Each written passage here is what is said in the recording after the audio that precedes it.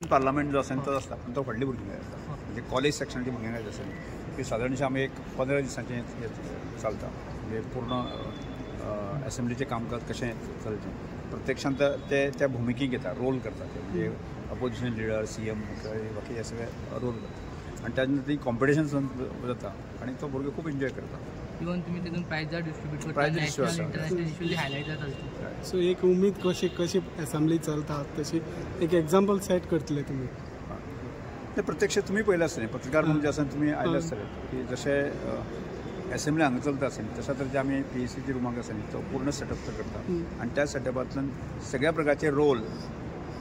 म्हणजे मुख्यमंत्री पासून अपोजिशन लिडर पासून आमदार पासून हे रोल भुरगीं करता